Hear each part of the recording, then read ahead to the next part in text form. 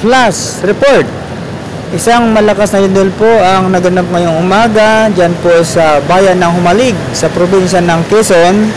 Sakop po ito ng Polillo Islands. Kaya mag-ingat po kayo mga kababayan, mga kaibigan sa lugar na yan, sapagkat nagkaroon po ng 5.6 intensity na lakas ng lindol ang naganap ayon po sa PhilBox ngayong umaga po lamang. Isang mabuting araw po sa lahat mga kaibigan, sa lahat ng aking mga subscribers, sa mga viewers. Good morning po.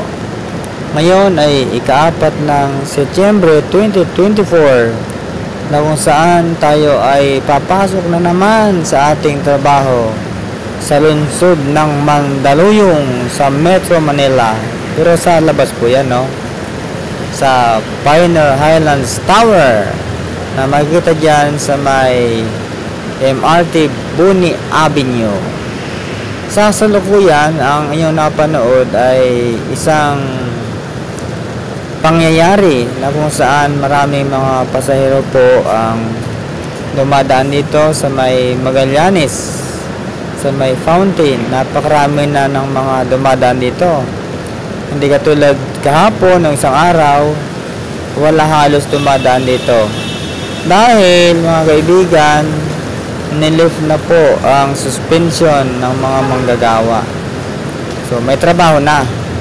Pagkatapos ng bagyong Enteng na kailangan ng kaputi nitong mga nakaraang araw dahil sa lakas ng pagulan dulot ng bagyong Enteng. Pero ang sabi nga, meron naman daw kasunod na bagyo bukod kay Enteng. Baka mamaya Inkanta dyan naman yan.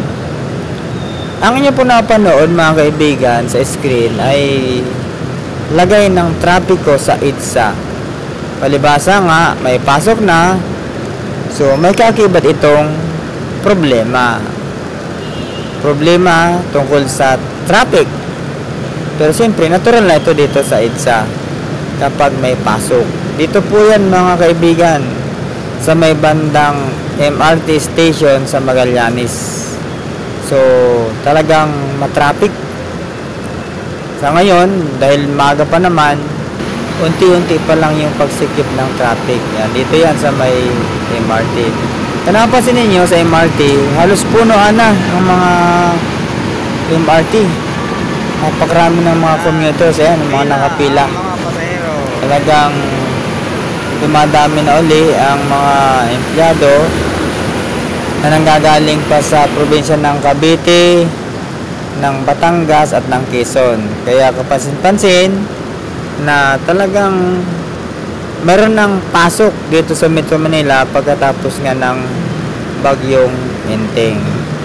At siyempre pa bilang manggagawa, ayan, dumating na tayo dito sa opisina ng J. Bryan Ventures. Sa nga pala mga kaibigan, bilang isang HR officer, nag-hire po ako ng mga empleyado. Kailangan ko ng mga barbero, mahusay na manggugupit, expert barbers, ika nga, at na mga masahista. So ang ginagawa ko kapag dumarating na ako sa opisina mga kaibigan, inaayos ko unang-una yung linya ng internet. Tapos yung Xerox copy, katulad ng ginagawa ko ngayon, inaayos ko yung Xerox copy, sinasaksak kasi maraming isi-Xerox ngayong araw. So maraming i-print, iba't ibang klase ng forms. Dahil ngayon ay mayroong managers meeting ngayong araw. Padating po ang lahat ng mga managers mula sa iba't ibang branches ng kumpanyang ating pinapasukan. So sinisiguro ko sa pagkataon nito na nakaayos lahat, no? Ang kalagay dito sa opisina. Tapos i-check ko yung sa may bandang pintuan kung okay, kung malinis ba. Ayan, papasok na ako sa aking cubicle, tinitingnan ko kung maayos lahat ang kalagayan. Nang sa ganon, pagdating lahat ng mga staff, okay na yung lagay dito. So ako kasi yung kadalasang nauna na pumasok dito sa opisina, kaya chinicheck ko muna ang kapaligiran kung nasa ayos ang lahat. So sa ngayon wala namang problema, nga lang sa labas medyo madilim, medyo maulan, pero dito sa opisina napakaganda ng kapaligiran. Isa ito sa pinakamagandang opisina na aking napuntahan, ang opisina ng J. Bryan Ventures. Isa sa pinakamaayos, pinakamalinis at well organized ang pagkakalagay ng mga kagamitan dito sa opisinang ito. At nais nating pasalamatan ang may-ari ng kumpanya, si Sir Brian, ganun din si Sir Sandy, na mga napaka-organisadong mga tao pagdating po sa opisina.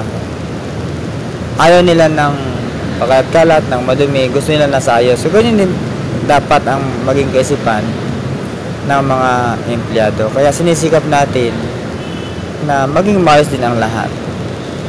So, yan po yung aking update ngayon, mga kaibigan.